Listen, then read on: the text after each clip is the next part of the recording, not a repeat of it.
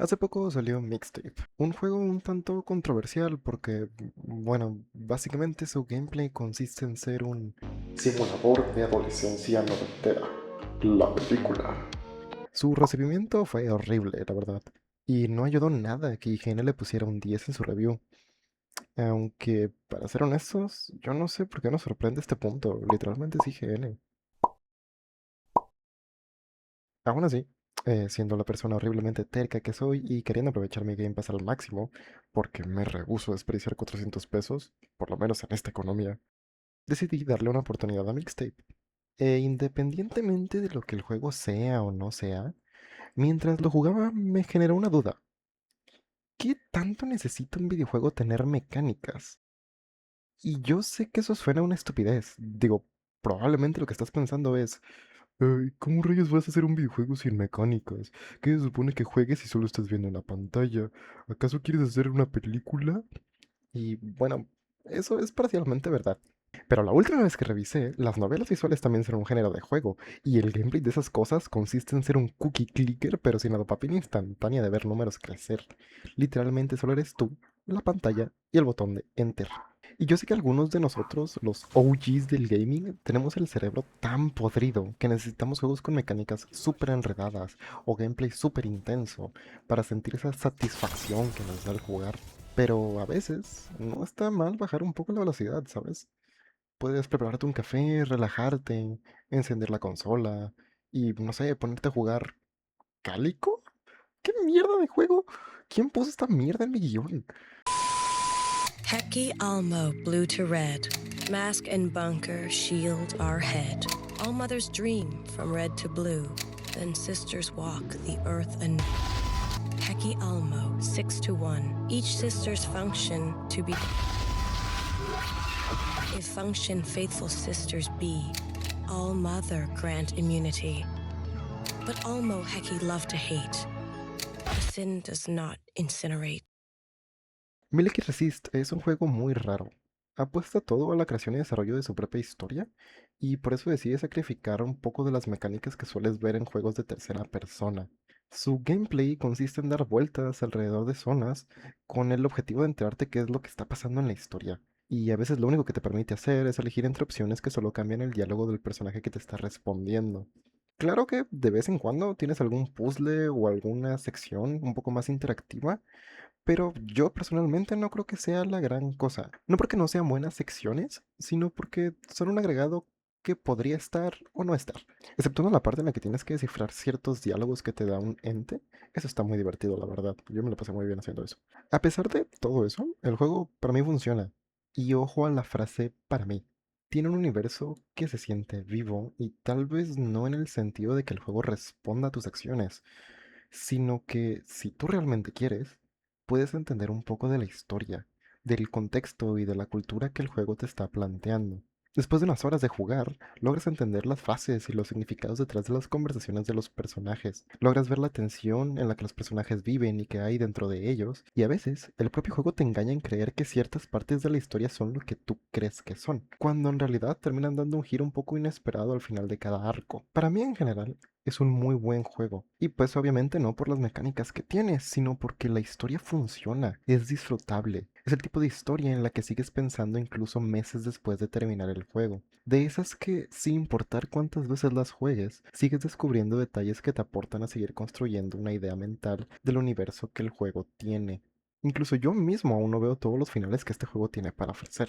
Y estoy ansioso por poder volverlo a jugar una y otra vez para ver en qué cambian los finales y qué es lo que puedo sacar yo de ellos. A pesar de lo que dije, Mirror X Resist sigue teniendo varios elementos o mecánicas que están presentes en otros juegos en tercera persona. Puedes moverte, puedes explorar a tu gusto, e incluso puedes saltarte algunas interacciones si así lo quieres. No es necesario que lo explores todo, o que lo veas todo, o que hables con todos. El juego no te limita. Pero, ¿qué pasaría si sí? ¿Qué pasaría si hubiese un juego en el que estuvieras limitado? ¿Qué pasaría si hubiese un juego en el que no fueras capaz de ni siquiera moverte? ¿Qué pasaría si ni siquiera fueras capaz de elegir?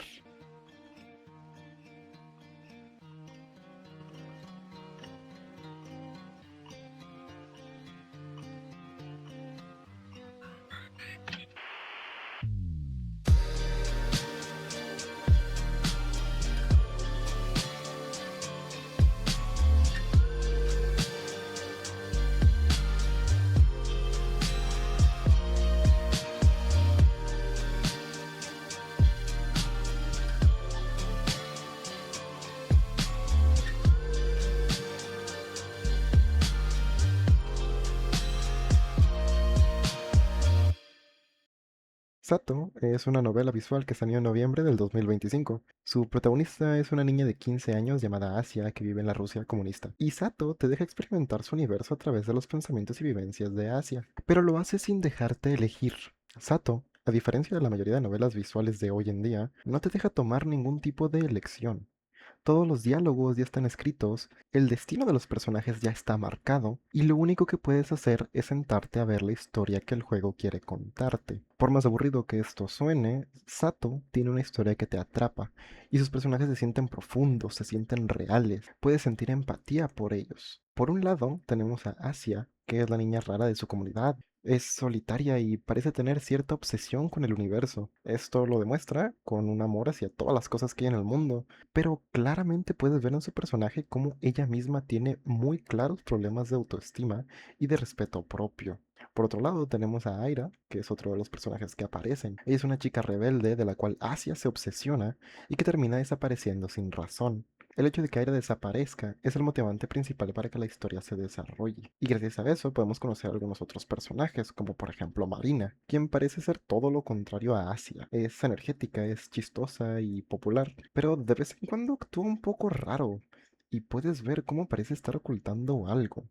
Como último personaje importante para recalcar, tenemos al universo, el cual Asia personifica a lo largo de sus monólogos. Y mientras más avanza la trama y la historia, más parece que esa personificación está acertada, llegando al punto en el que juega un papel importante en la historia. En general, Sato es una muy buena historia y tiene muchos detalles de donde puedes comprender a los personajes si es que te das el tiempo de leer y ver las cosas con detenimiento. Como ya dije, la historia se desarrolla a partir de la desaparición de Aira, pero eso no es todo lo que pasa en la historia. Tiene elementos de misterio, tiene elementos de terror universal y tiene elementos de psicología. Y es un muy buen juego que a mí personalmente me marcó. Me gustaría hablar más de él, pero creo que prefiero incitar a que si no lo has jugado o si no lo has leído, vayas y lo hagas. Es una muy buena historia y tal vez vale la pena que le dediques sus 2 o 3 horitas. A lo que quiero ir con esto y el motivo de por qué te lo estoy contando, y sí, voy a poner una pantalla de Subway Surfer para los que ya se hayan aburrido, es que a veces hay juegos que tienen una historia lo suficientemente planeada y con personajes lo suficientemente profundos que no necesitan de mecánicas o de elecciones para hacer una experiencia digna de ver. A veces llegan experiencias que te dan una enseñanza muy específica y no siempre esas experiencias tienen que ser lo más interactivo del mundo o estar acompañadas de mecánicas creativas. Volviendo a Mixtape, es un juego que claramente no presume de mecánicas trambólicas o de gameplay hardcore, pero sí cumple un papel muy específico en la industria, y esa es la parte artística. Los videojuegos, como cualquier pieza de media, pueden ser categorizados como arte, y si bien no todos caen en esta categoría, es innegable que los juegos también son experiencias artísticas. Mixtape, por más que me duela decirlo, es una de esas. Y sí, nunca había querido skipear tanto una escena en mi vida. Por Dios. Mixtape es un juego que se empeña en que sientas, que vivas la experiencia que te quiere transmitir. Puedes negarte y cerrarte a ver el juego como uno más del montón, o puedes dejarte llevar y vivir la experiencia que el juego te da. No todo tiene que tener sentido, no todo tiene que estar pulido y no todo tiene que ser perfecto. Y ese es el problema. Como consumidores, y me incluyo, nos clavamos mucho en las ideas o las expectativas que tenemos de otros juegos que consideramos superiores o de las superproducciones AAA de la industria. Tanto que nos olvidamos que los juegos son más de lo que parecen. Pueden ser profundos y subjetivos, pueden ser creativos y distintos, pueden ser raros y cringe, o pueden ser oscuros e intensos, incluso algunos pueden ser políticos. Y todo esto está bien. Es parte del proceso de crear una nueva pieza de media y parte de la necesidad de la industria de crear algo nuevo. Es justamente esa libertad de expresión en la industria lo que la ha caracterizado a lo largo de los años. Es un medio donde puedes crear la historia que quieras y permitir a la gente experimentarla con las herramientas que tú consideres necesarias para contar tu historia. Sin embargo, poco a poco parece que nos subimos en una época donde la mayoría de los juegos que salen están hechos para mantener la retención de las personas y para maximizar la ganancia a costa del consumidor. Y sí, te estoy viendo a ti, Activision. Las empresas nos venden dopamina o nos venden nostalgia para mantenernos enganchados, incluso cuando nosotros mismos nos empezamos a aburrir de la industria. En una época así, lo peor que podemos hacer es cerrarle las puertas a los juegos que intentan ser distintos a los demás. Y no porque no debamos exigir un buen juego, sino porque nuestro trabajo como consumidores es guiar a aquellos en la industria a corregir lo que han hecho mal y a potenciar lo que se hace bien. Porque no viene mal tener opciones de juegos en las que puedas disfrutar de una historia bien planteada, incluso incluso si es a costa de cosas como las mecánicas que el juego te da. No siempre se trata de lo que puedes hacer o de los lugares que puedes explorar. No siempre tienes que estar buscando algo o completando un objetivo. A veces, solo tienes que dejar de jugar y empezar a vivir el juego. Hola, perdón si el final fue un poco anticlimático. No tenía idea de cómo terminar el guión y aún así decidí grabarlo. No sé si se haya logrado transmitir lo que quería explicar con este video, pero ojalá se haya entendido y si te gustó el video, apreciaría que le dieras un like y que te suscribieras o que dejaras un comentario opinando. No sé, lo que sea me sirve. Este es un proyectito que tengo y tengo muchas ganas de hablar de otras cosas y a pesar de lo mal que me he explicado, le puse mucho, mucho empeño, entonces, repito, agradecería que interactuaras de alguna forma, de la que sea. Si quieres dejar un dislike, está bien. Pero sí, igualmente muchas gracias por ver. Si tienes algo que opinar, lo leo en los comentarios. Y bueno, saludos.